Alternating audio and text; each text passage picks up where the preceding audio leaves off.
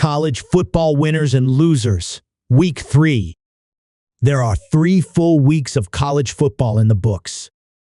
The Texas Longhorns entered Week 2 with a major test against UTSA and performed admirably as Arch Manning had to enter the game for an injured Quinn Ewers. In its aftermath, Texas was voted as the No. 1 team in the nation in the latest AP Top 25 college football poll. That's just the tipping point of the weekend that was. Texas defeated UTSA 56-7 on its way to the top spot in the rankings. Georgia fell to No.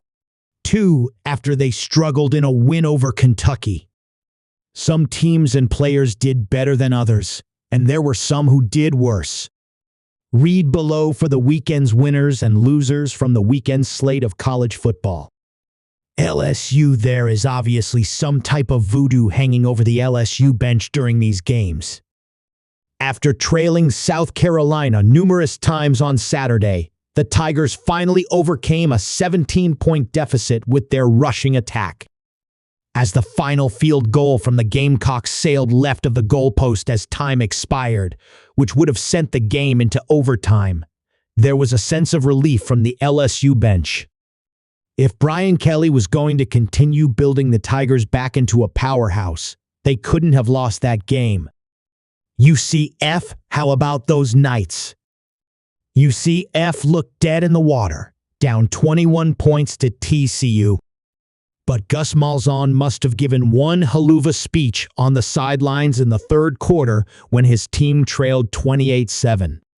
After storming back, KJ Jefferson hit Kobe Hudson for a 20-yard touchdown with just 42 seconds left in the game, securing the comeback win. The Knights play Florida in 2 weeks in a game in which they could put the dagger in Billy Napier's time as the Gators' head coach. Washington State. Those Cougars did a solid for the newly remodeled Pac-12 on Saturday afternoon in the Apple Cup. But this was a game of dramatics as Washington State held the Washington Huskies on a 4th-and-goal at the 1-yard line to secure the win. It was an amazing way to win this rivalry game. Arch Manning. The Texas Longhorns did not want to see their Heisman frontrunner quarterback Quinn Ewers go down with an abdominal injury in the second quarter. However, Manning, the nephew of NFL greats Peyton and Eli Manning, made the most of the relief against UTSA as he threw for 4 touchdowns and had a 67-yard rushing score in his best college performance yet. Of course, Ewers is still the team's starter, but head coach Steve Sarkisian said he doesn't know the seriousness of that abdominal strain yet, so there is a chance Manning will have to step up for his first career start next week. Either way, Longhorns fans got to see what the future looks like, and it's very bright. Notre Dame.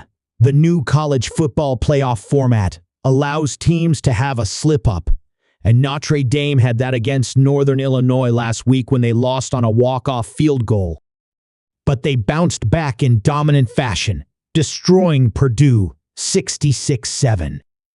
While the Fighting Irish were supposed to rout the Boilermakers, this is the type of win that can get a season going again. Florida, goodness gracious, things have taken a turn for the worse in Gainesville for Billy Napier. Heading into that important game against Texas A&M, things were in the right spot for the Gators, with the Aggies having to use backup Marcel Reed. Well, it turns out the Aggies and their backup QB ran all over Florida, which led to fans booing head coach Billy Napier at halftime and after the game. There's no sugarcoating this. The Florida football program is in a very bad spot, and the likely outcome will be them looking for a new head coach. Florida State. It's now just a laughable situation in Tallahassee as Memphis rolled into town, took the $1.3 million check, and sent the Seminoles to 0-3 on the season. There's nothing we can say any longer to make this situation look better. Florida State is a bad football team with some really good players. They messed up with DJU at quarterback in the offseason, Should have just paid for Cam Ward and spent way too much money on the wrong players.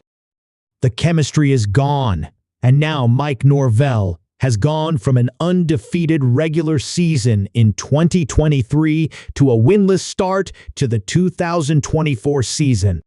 Crazy how things turn. Vanderbilt T, what are you doing, Commodores? You had everyone believing that a 3-0 start was coming after a trip to Georgia State. Entering the game as 8.5-point favorites, Vanderbilt just blew up all the goodwill they received to start the season 2-0.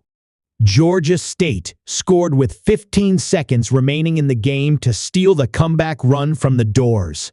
The over-under on wins before the season started was 2.5 wins, but it's going to take some work to secure that third.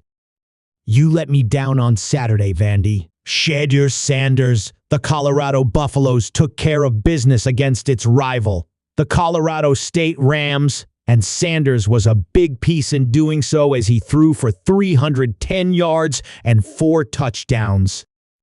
However, after the game, Sanders was seen refusing to shake Rams QB Braden Fowler Nicolosi's hand, saying that he saw him talking S on Instagram and "you can't f with me" as Fowler Nicolosi walked away.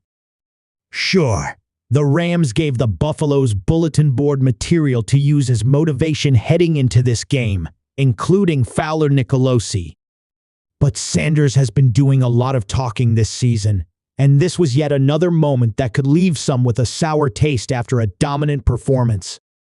Whether it's win or lose, Sanders has viral moments that aren't in the Buffaloes' best interest after games.